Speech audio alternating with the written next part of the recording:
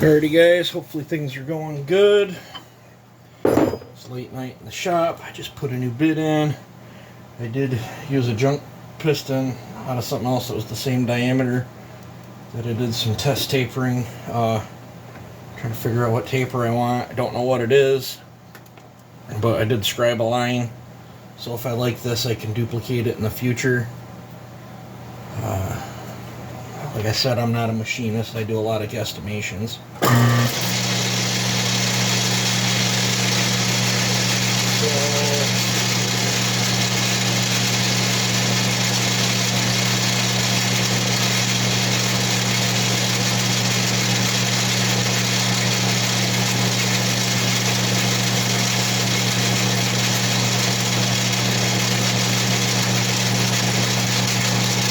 This is for that 461. I decided to do a taper top build on it. My other two run really good taper top. So I'm just going to stick with a similar build design that I think works pretty good. Is it right? Probably not. I don't know. Plus side of doing this is you're getting a lighter piston, higher compression. Downside is the piston's custom. So if you ever need to replace the piston, you'll have to take it to a machine shop or the builder that does this. See if they'll duplicate it for you. Not the end of the world, but like I said, I do a lot of one-off builds.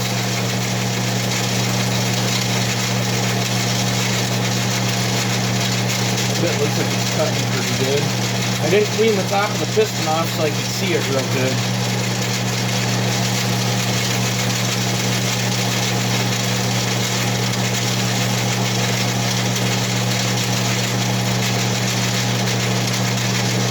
I got a light in the piston yet too. Another plus side is once I cut I'm taking it off the top of the piston, and I got to cut it out of the chamber too on the same angle. Sometimes I vary them a degree or two, depending on what I'm trying to get it to do. It'll tuck that up in there farther out to cut more off the base and drop the intake. This intake's horrendous on this one. It's sitting at like 70, so I got a long ways to play with.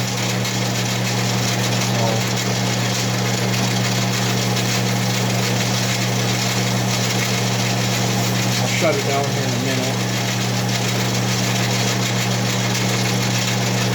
See what my finish is looking like. Yeah, I'm liking that finish a lot better. My other carbide right here was pretty rough from doing all that crank work. And I've got this set up where I can kind of eyeball in where I want it.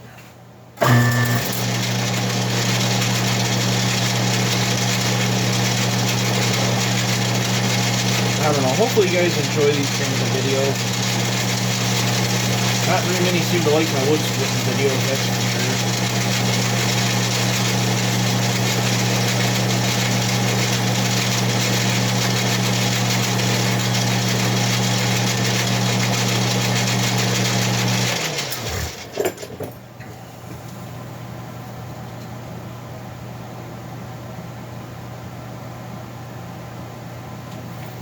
And just one more small thing.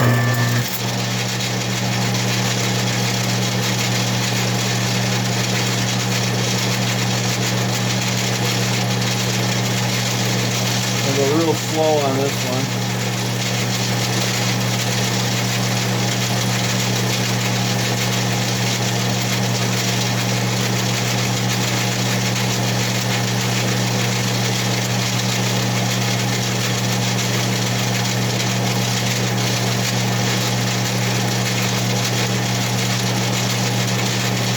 Sometimes I'll buy a pop-up piston and still cut a taper in it and have like an extra neat piston to go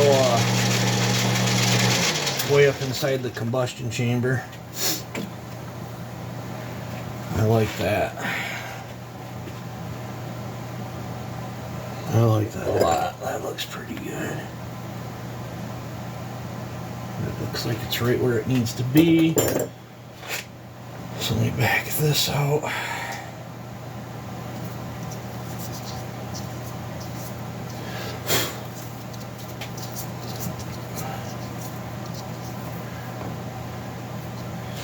I want to readjust my tool.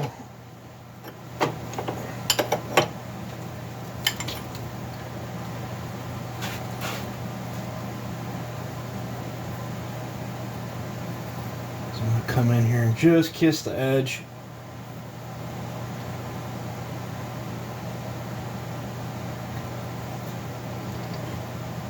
Oh, I did a little too far.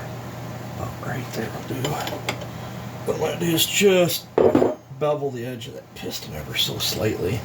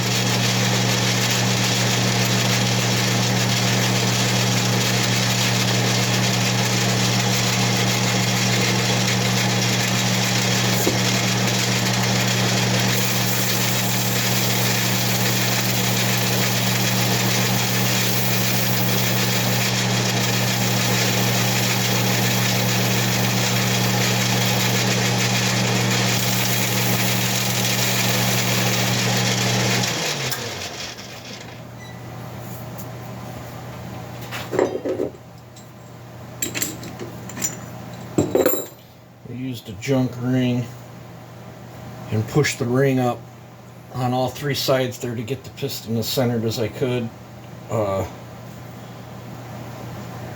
because 461s, I can't use my piston jig. I have a shorter side, but still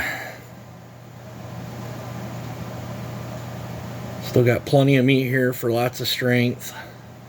I cut off just enough to get that tucked up inside the chamber. Now I'm going to go cut the I'm going to pause you guys. I'm going to go cut the combustion chamber and then I'll show you. Alrighty guys, chamber cut went perfect.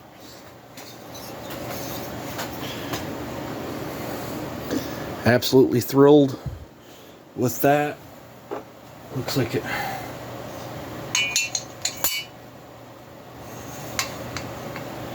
it tucks up in there very nicely. I still have plenty of clearance for the spark plug, and so grab a Sharpie and mark the exhaust.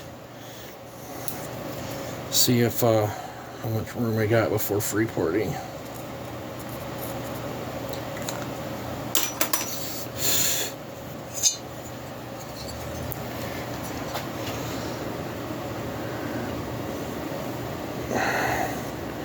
I don't know, dang camera don't want to focus, but I got about the thickness of a ring before free port, so I can live with that.